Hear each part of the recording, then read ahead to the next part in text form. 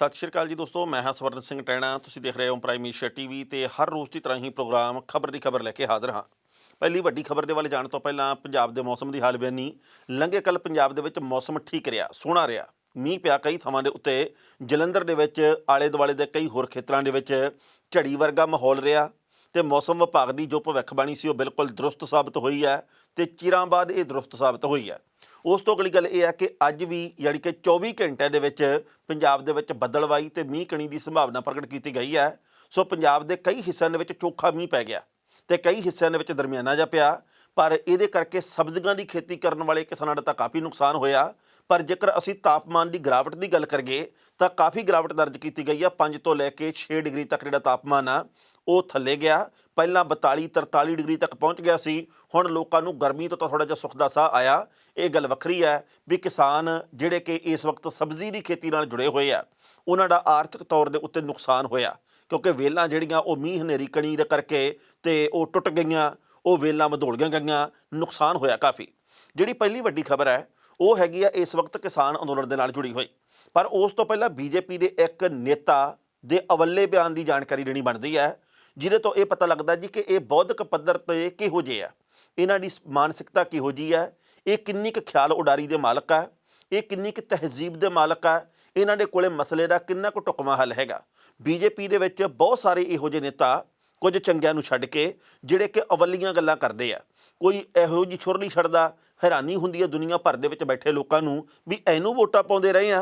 ਹੁਣ ਇਹੋ ਜਿਹੀ ਗੱਲ ਲੋਕਾਂ ਦੇ ਮਨ ਦੇ ਵਿੱਚ ਬ੍ਰਿਜ ਮੋਹਨ ਅਗਰਵਾਲ ਦੇ ਰੂਪ ਦੇ ਵਿੱਚ ਪੈਦਾ ਹੋ ਰਹੀ ਹੈ। ਬ੍ਰਿਜ ਮੋਹਨ ਅਗਰਵਾਲ ਛੱਤੀਸਗੜ੍ਹ ਸਰਕਾਰ ਦੇ ਵਿੱਚ 3 ਵਾਰ ਮੰਤਰੀ ਰਿਹਾ, ਇਸ ਵੇਲੇ ਬੀਜੇਪੀ ਦਾ ਵਿਧਾਇਕ ਆ।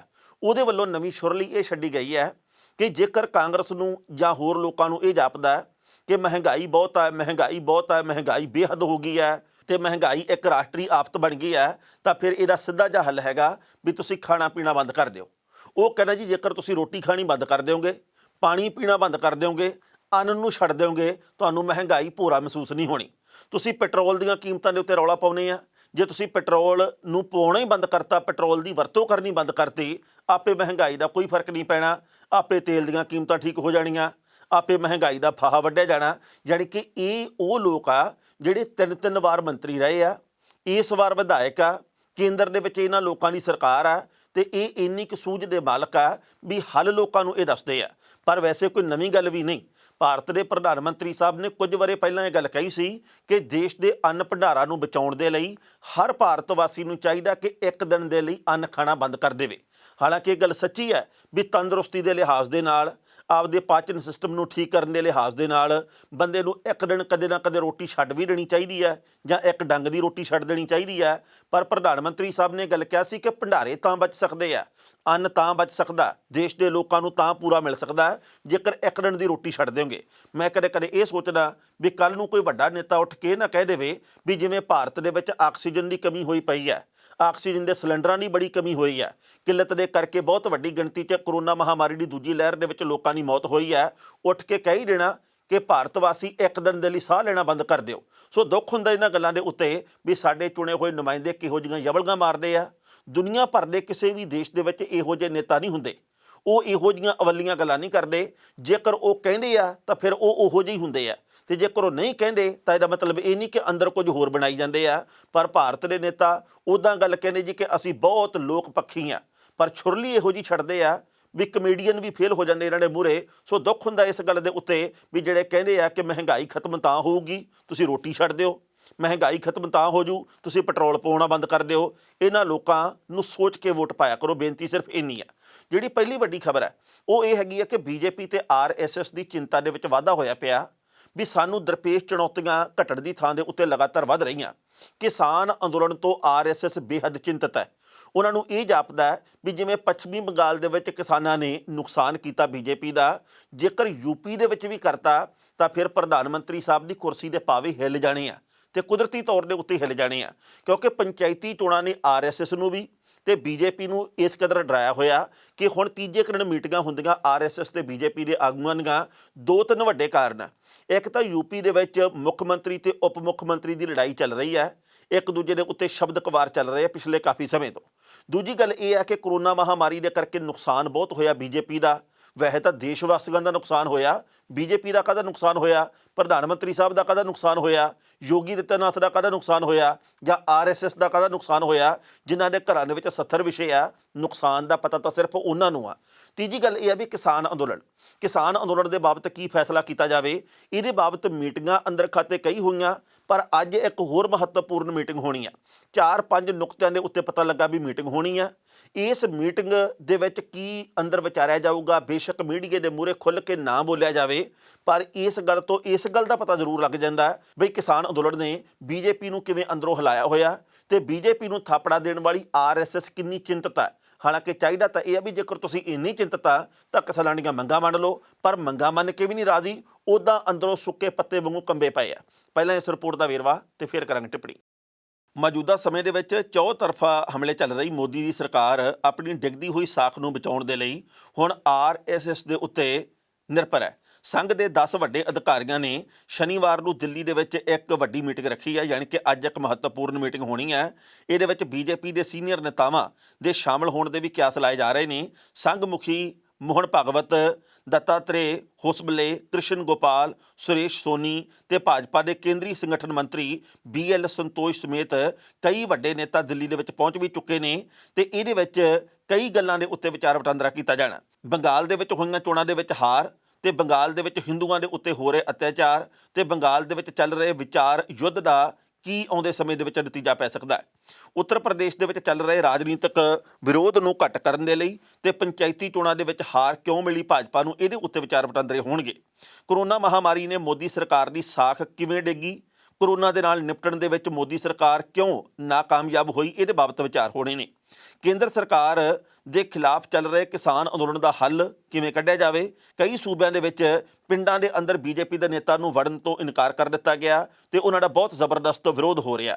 ਇਹਨਾਂ ਸਾਰੀਆਂ ਗੱਲਾਂ ਦੇ ਉੱਤੇ ਇਹ ਵਿਚਾਰ ਚਰਚਾ ਅੱਜ ਕੀਤੀ ਜਾਣੀ ਹੈ। ਯੂਪੀ ਦੇ ਵਿੱਚ ਜਿਸ ਤਰੀਕੇ ਦੇ ਹਾਲਾਤ ਨੇ ਕਿਸੇ ਵੇਲੇ ਉੱਤਰਾਖੰਡ ਦੇ ਵਿੱਚ ਵੀ ਹੋਇਆ ਕਰਦੇ ਸੀ। ਮੁੱਖ ਮੰਤਰੀ ਤੇ ਉਹਨਾਂ ਦੇ ਵਿਧਾਇਕਾਂ ਦਰਮਿਆਨ ਯੂਪੀ ਦੇ ਵਿੱਚ ਲਗਾਤਾਰ ਵਿਰੋਧ ਜਾਰੀ ਹੈ, ਜਿਵੇਂ ਕਿ ਪੰਜਾਬ ਦੇ ਵਿੱਚ ਚੱਲ ਰਿਹਾ। ਸੋ ਬੀਜੇਪੀ ਕਿਸ ਤਰ੍ਹਾਂ ਆਉਂਦੇ ਸਮੇਂ ਦੇ ਵਿੱਚ ਯਾਨੀ ਕਿ ਵਿਧਾਨ ਸਭਾ ਦੀਆਂ ਚੋਣਾਂ 'ਚ ਜਿੱਤ ਹਾਸਲ ਕਰ ਸਕਦੀ ਹੈ, ਇਹ ਵੱਡੀ ਚੁਣੌਤੀ ਹੈ। ਹਾਲ ਹੀ ਦੇ ਵਿੱਚ ਪੰਚਾਇਤੀ ਚੋਣਾਂ ਦੇ ਵਿੱਚ ਵੀ ਬੀਜੇਪੀ ਦਾ ਪ੍ਰਦਰਸ਼ਨ ਬਹੁਤਾ ਚੰਗਾ ਨਹੀਂ ਰਿਹਾ ਤੇ ਬੰਗਾਲ ਦੇ ਹਾਲਾਤ ਨੂੰ ਲੈ ਕੇ ਵੀ ਅੱਜ ਦੀ ਮੀਟਿੰਗ ਦੇ ਵਿੱਚ ਚਰਚਾ ਹੋਣੀ ਹੈ ਤੇ ਕਰੋਨਾ ਨੇ ਮੋਦੀ ਸਰਕਾਰ ਦੀ ਸਾਖ ਕਿਵੇਂ ਡੇਗੀ ਹੈ, ਇਹਦੇ ਉੱਤੇ ਵੀ ਚਰਚਾ ਹੋਣੀ ਹੈ। ਕਿਉਂਕਿ ਪਹਿਲਾਂ ਇਸ ਗੱਲ ਦੇ ਕਿਆਸ ਲਾਏ ਜਾ ਰਹੇ ਸਨ ਕਿ ਜਿੰਨਾ ਲੰਮਾ ਇਹ ਅੰਦੋਲਨ ਚੱਲੇਗਾ ਉਨਾ ਹੀ ਨਾਕਾਮਯਾਬ ਹੋਵੇਗਾ, ਪਰ ਹੁਣ ਕਿਸਾਨ ਅੱਗੇ ਨਾਲੋਂ ਵੀ ਵੱਧ ਜੋਸ਼ ਨਾਲ ਬਾਰਡਰਾਂ ਦੇ ਉੱਤੇ ਪਹੁੰਚ ਰਹੇ ਨੇ ਤੇ ਅੰਦੋਲਨ ਨੂੰ ਖਤਮ ਕਰਨ ਦੀ ਥਾਂ ਦੇ ਉੱਤੇ ਕਿਸਾਨਾਂ ਨੇ ਇਸ ਗੱਲ ਦਾ ਫੈਸਲਾ ਕੀਤਾ ਕਿ ਜਿੱਤੇ ਬਿਨਾਂ ਅਸੀਂ ਵਾਪਸ ਨਹੀਂ ਜਾਣਾ। ਇਸ ਗੱਲ ਤੋਂ ਬੀਜੇਪੀ ਤੇ ਆਰਐਸਐਸ ਕਾਫੀ ਫਿਕਰਮੰਦ ਹੈ। ਇਸ ਖਬਰ ਦੇ ਉੱਤੇ ਟਿੱਪਣੀ ਕਰਨਾ ਦੋਸਤੋ, ਪਹਿਲੀ ਗੱਲ ਤਾਂ ਅਸੀਂ ਕਹਾਂਗੇ ਇਸ ਵਕਤ ਆਰਐਸਐਸ ਨੂੰ ਡਰ ਇਸ ਗੱਲ ਦਾ ਲੱਗ ਰਿਹਾ ਕਿ ਜੇਕਰ ਯੂਪੀ ਦੇ ਵਿੱਚ ਵਿਧਾਨ ਸਭਾ ਦੀਆਂ ਚੋਣਾਂ ਦੇ ਵਿੱਚ ਸਾਨੂੰ ਮਾਰ ਪੈ ਗਈ ਤਾਂ ਫਿਰ ਬੀਜੇਪੀ ਦੇ ਪਿੜ ਪੱਲੇ ਕੱਖ ਨਹੀਂ ਰਹਿਣਾਗਾ, ਕਿਉਂਕਿ ਸਭ ਤੋਂ ਵੱਡਾ ਸੂਬਾ ਉਹ ਆ, ਉਹਦੇ ਕਰਕੇ ਹੀ ਕੇਂਦਰ ਦੇ ਵਿੱਚ ਸਰਕਾਰ ਬਣਦੀ ਹੈ। ਜਿਹੜੀ ਵੀ ਪਾਰਟੀ ਦੇ ਹੱਕ ਦੇ ਵਿੱਚ ਯੂਪੀ ਭੁਗਤ ਗਿਆ ਉਸੇ ਪਾਰਟੀ ਦੀ ਸਰਕਾਰ ਆਮ ਤੌਰ ਦੇ ਉੱਤੇ ਬਣ ਜਾਂਦੀ ਕੇਂਦਰ ਦੇ ਵਿੱਚ। ਸੋ ਇਸ ਕਰਕੇ ਵਿਚਾਰ ਵਟਾਂਦਰੇ ਅੰਦਰ ਖਾਤੇ ਵੀ ਕੀਤੇ ਜਾ ਰਹੇ ਆ। ਕਈ ਵਾਰ ਬਾਹਰ ਨਿਕਲ ਕੇ ਖਬਰ ਆ ਜਾਂਦੀ ਹੈ, ਕਈ ਵਾਰ ਨਹੀਂ ਵੀ ਆਉਂਦੀ, ਜਿਵੇਂ ਕਿ ਹੁਣ ਨਿਕਲ ਕੇ ਆ ਗਈ ਹੈ ਕਿ ਅੱਜ ਮਹੱਤਵਪੂਰਨ ਮੀਟਿੰਗ ਹੋਣੀ ਆ ਦੋਵਾਂ ਧਿਰਾਂ ਦੇ ਆਗੂਆਂ ਦੀ, ਆਰਐਸਐਸ ਤੇ ਬੀਜੇਪੀ ਦੇ ਨੇਤਾਵਾਂ ਦੀ।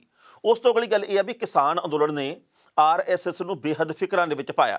ਕਈ ਵਾਰ ਆਰਐਸਐਸ ਦੇ ਆਗੂਆਂ ਨੇ ਗੱਲ ਕਹੀ ਹੈ ਕਿ ਅਸੀਂ ਕਿਸਾਨ ਅੰਦੋਲਨ ਨੂੰ ਸਮਾਪਤ ਕਰਨ ਦੇ ਲਈ ਕੋਸ਼ਿਸ਼ਾਂ ਕਰ ਰਹੇ ਹਾਂ, ਪਰ ਉਹਨਾਂ ਦਾ ਕੋਈ ਸਿੱਟਾ ਨਹੀਂ ਨਿਕਲਦਾ। ਕਿਉਂਕਿ ਜਦੋਂ ਕਿਸਾਨ ਤਾਂ ਹੁਣ ਚਿੱਠੀ ਵੀ ਲਿਖ ਕੇ ਦੇ ਰਹੇ ਆ, ਪਰ ਉਹ ਚਿੱਠੀ ਦਾ ਉੱਤਰ ਨਹੀਂ ਦੇ ਰਹੇ ਵੀ ਕਦੋਂ ਮੀਟਿੰਗ ਰੱਖਣੀ ਹੈ। ਭਾਰਤ ਦੀ ਸਰਕਾਰ ਇਸ ਵਕਤ ਇਹ ਸੋਚ ਰਹੀ ਹੈ ਵੀ ਜੇਕਰ ਅਸੀਂ ਫੇਰ ਝੁਕ ਗਏ, 6.25 ਮਹੀਨੇ ਤੋਂ ਕਿਸਾਨ ਬੈਠੇ ਆ, ਜੇ ਅਸੀਂ ਹੁਣ ਝੁਕ ਗਏ ਤਾਂ ਫਿਰ ਸਾਡੀ ਬਦਨਾਮੀ ਬਹੁਤ ਹੋਣੀ ਆ। ਸੋ ਕੱਲ੍ਹ ਰਾਕੇਸ਼ ਟਕੈਤ ਹੋਰਾਂ ਦੇ ਵੱਲੋਂ ਬਿਆਨ ਦਿੱਤਾ ਗਿਆ ਕਿ ਕੇਂਦਰ ਦੀ ਸਰਕਾਰ ਦੇ ਵੱਲੋਂ ਨਵੀਆਂ ਘਾੜਤਾਂ ਘੜੀਆਂ ਜਾ ਰਹੀਆਂ ਕਿਸਾਨਾਂ ਨੂੰ ਇੱਥੋਂ ਦੜਾਉਣ ਦੀਆਂ, ਭਜਾਉਣ ਦੀਆਂ, ਪਰ ਸਾਰਿਆਂ ਨੂੰ ਚੁਕੰਨੇ ਹੋ ਕੇ ਰਹਿਣ ਦੀ ਜ਼ਰੂਰਤ ਹੈ। ਸੋ ਆਰਐਸਐਸ ਤੇ ਬੀਜੇਪੀ ਇਸ ਵਕਤ ਘਬਰਾਈ ਬੇਸ਼ੱਕ ਹੋਈ ਆ, ਪਰ ਕਿਸਾਨ ਆ ਜਿਹੜੇ ਜਿਸ ਤਰੀਕੇ ਨਾਲ ਵੱਡੀ ਗਿਣਤੀ ਦੇ ਵਿੱਚ ਲਗਾਤਾਰ ਪਹੁੰਚ ਰਹੇ ਬਾਰਡਰਾਂ ਦੇ ਉੱਤੇ, ਇਹਦੇ ਕਰਕੇ ਵੀ ਚਿੰਤਾ ਦੇ ਵਿੱਚ ਵਾਧਾ ਹੋਇਆ। ਜਾਣਕਾਰੀ ਇਹ ਵੀ ਪ੍ਰਾਪਤ ਹੋਈ ਹੈ ਵੀ ਬੀਜੇਪੀ ਤੇ ਆਰਐਸਐਸ ਦੇ ਵੱਲੋਂ ਵੱਖ-ਵੱਖ ਟੋਲ ਪਲਾਜ਼ੇ ਜਿੱਥੋਂ ਕਿ ਟਰਾਲੀਆਂ, ਜਿੱਥੋਂ ਗੱਡੀਆਂ, ਜਿੱਥੋਂ ਕਾਰਾਂ, ਜੀਪਾਂ ਨਿਕਲਦੀਆਂ, ਉਹਨਾਂ ਥਾਵਾਂ ਦੇ ਉੱਤੇ ਆਪਣੇ ਵਰਕਰ ਬਿਠਾਏ ਹੋਏ ਆ, ਜਿਹੜੇ ਆਥਣ ਤੱਕ ਜਾਣਕਾਰੀ ਦਿੰਦੇ ਆ ਵੀ ਕਿੰਨੇ ਲੋਕ ਕਿਸਾਨ ਅੰਦੋਲਨ ਦੇ ਵਿੱਚੋਂ ਆ ਰਹੇ ਆ ਵਾਪਸ ਤੇ ਕਿੰਨੇ ਉੱਥੇ ਨਵੇਂ ਸਿਰੇ ਤੋਂ ਜਾ ਰਹੇ ਆ। ਤੇ ਜਦੋਂ ਗਿਣਤੀ ਵੱਧਦੀ ਹੈ ਜਾਣ ਵਾਲਿਆਂ ਦੀ ਬਾਰਡਰਾਂ ਦੇ ਵੱਲ, ਉਸ ਵਕਤ ਪਤਾ ਲੱਗਦਾ ਜੀ ਕਿ ਬੀਜੇਪੀ ਦੀ ਚਿੰਤਾ ਦੇ ਵਿੱਚ ਹੋਰ ਵਾਧਾ ਹੋ ਜਾਂਦਾ ਹੈ, ਕਿਉਂਕਿ ਯੂਪੀ ਦੇ ਵਿੱਚ ਬਹੁਤ ਵੱਡੀ ਗਿਣਤੀ ਦੇ ਵਿੱਚ ਸੀਟਾਂ ਜਿਹੜੀਆਂ ਉਹ ਕਿਸਾਨਾਂ ਦੇ ਕਰਕੇ ਪ੍ਰਭਾਵਿਤ ਹੁੰਦੀਆਂ। ਸੋ ਇਸ ਕਰਕੇ ਜੇਕਰ ਉੱਥੇ ਵੀ ਕਿਸਾਨਾਂ ਦੇ ਕਰਕੇ ਬੀਜੇਪੀ ਦਾ ਨੁਕਸਾਨ ਹੋ ਗਿਆ ਤਾਂ ਫਿਰ ਇਹਨਾਂ ਨੂੰ ਉਹ ਸੱਟ ਲੱਗਣੀ ਆ, ਉਹ ਸੱਟ ਵੱਜਣੀ ਆ, ਜਿਹਦੇ ਮੇਰਾ ਖਿਆਲ ਆ ਵੀ ਕਦੇ ਭਰਪਾਈ ਨਹੀਂ ਹੋਣੀ ਗੀ, ਨੁਕਸਾਨ ਦੀ ਭਰਪਾਈ ਨਹੀਂ ਹੋਣੀ। ਇਸ ਕਰਕੇ ਆਉਂਦੇ ਸਮੇਂ ਦੇ ਵਿੱਚ ਬੀਜੇਪੀ ਤੇ ਆਰਐਸਐਸ ਕਿਸਾਨਾਂ ਨੂੰ ਸੰਤੁਸ਼ਟ ਕਰਨ ਦੇ ਲਈ, ਕਿਸਾਨੀ ਮੰਗਾਂ ਮੰਨਣ ਦੇ ਲਈ ਕੀ ਪੈਂਤੜਾ ਮਲਦੀਆਂ ਇਹ ਦੋਵੇਂ ਧਿਰਾਂ, ਤੇ ਜਾਂ ਫਿਰ ਕਿਹੜੀ ਮੰਗ ਨੂੰ ਪ੍ਰਵਾਨ ਕਰਦੀਆਂ ਤੇ ਕੀ ਉਹਨਾਂ ਨੂੰ ਸੱਦਾ ਦਿੰਦੀਆਂ ਜਾਂ ਨਹੀਂ ਮੀਟਿੰਗ ਦੇ ਲਈ, ਇਹਦੇ ਵੱਲ ਸਭ ਦੀ ਨਿਗਾਹ ਟਿਕੀ ਰਹਿਣੀ ਆ। ਕਰੋਨਾ ਦੇ ਨਾਂ ਦੇ ਉੱਤੇ ਭਾਰਤ ਦੇ ਵਿੱਚ ਜੋ ਕੁੱਕੜ ਖੇ ਉਡਾਈ ਗਈ ਆ, ਇਹੋ ਜਿਹੀ ਕਦੇ ਨਾ ਸ਼ਾਇਦ ਉੱਡੇ ਤੇ ਨਾ ਹੀ ਕਿਤੋਂ ਅਸੀਂ ਹੋਰ ਉਡਦੀ ਦੇਖੀ ਆ।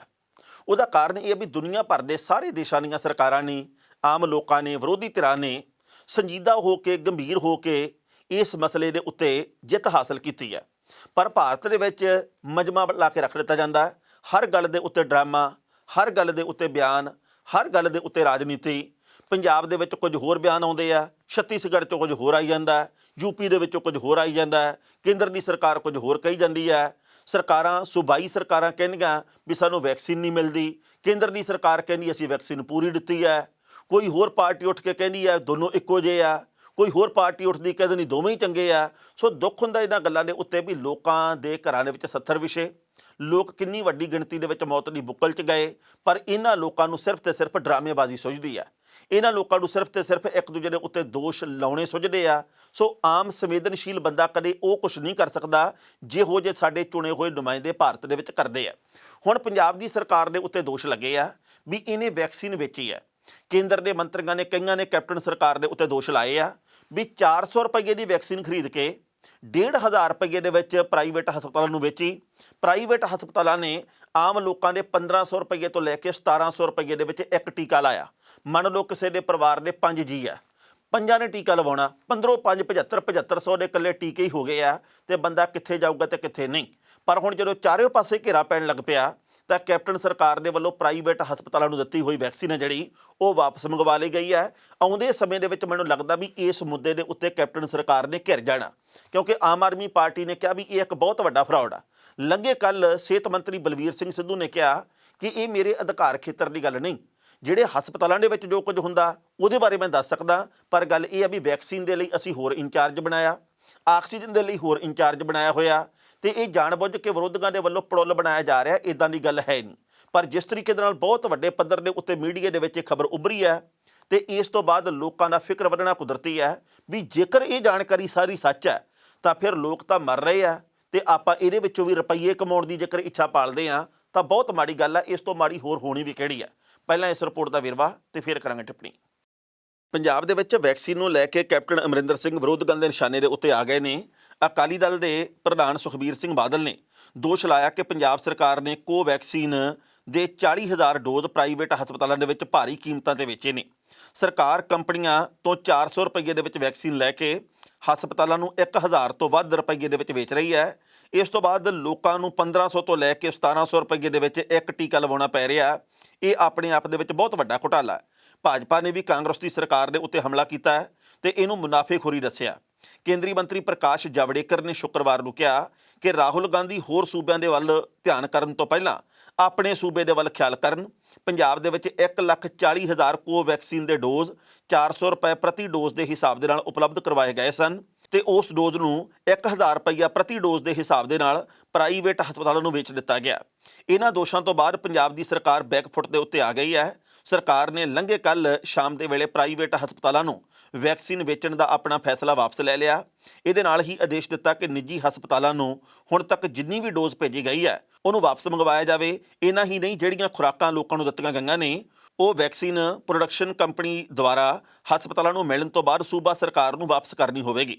ਪੰਜਾਬ ਸਰਕਾਰ ਦੇ ਪ੍ਰਾਈਵੇਟ ਹਸਪਤਾਲਾਂ ਨੂੰ ਵੈਕਸੀਨ ਵੇਚਣ ਦੇ ਫੈਸਲੇ ਦੇ ਉੱਤੇ ਵਿਰੋਧੀ ਦਲਾਂ ਨੇ ਇਸ ਦਾ ਸਖਤ ਵਿਰੋਧ ਕੀਤਾ ਸੀ। ਅਕਾਲੀ ਦਲ ਦੇ ਮੁਖੀ ਸੁਖਬੀਰ ਸਿੰਘ ਬਾਦਲ ਪਿਛਲੇ ਕਈ ਦਿਨਾਂ ਤੋਂ ਲਗਾਤਾਰ ਇਸ ਮਾਮਲੇ ਦੇ ਉੱਤੇ ਤਿੱਖੇ ਤੇਵਰ ਅਪਣਾਈ ਬੈਠੇ ਨੇ।